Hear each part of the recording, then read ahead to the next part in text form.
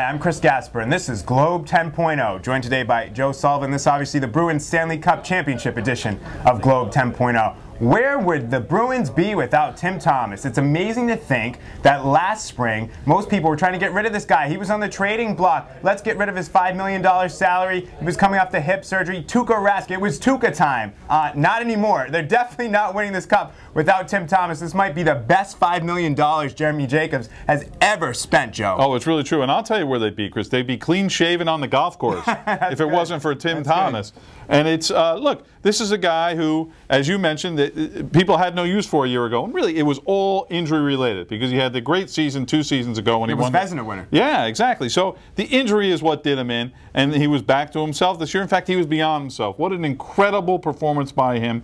This team probably goes out in the first round without him. Yeah, he was tremendous. There's no question about it. Although people, you say that. In the first round, he was a little in the first 2 games. But I'll tell you, some of these numbers are just unbelievable, Joe. 16-9, a 1.98 goals against in the playoffs, 798 saves. That is a record. No goalie has ever stopped more shots in the Stanley Cup playoffs. And then the Stanley Cup final itself, 1.15 goals against. Look at the save percentage here.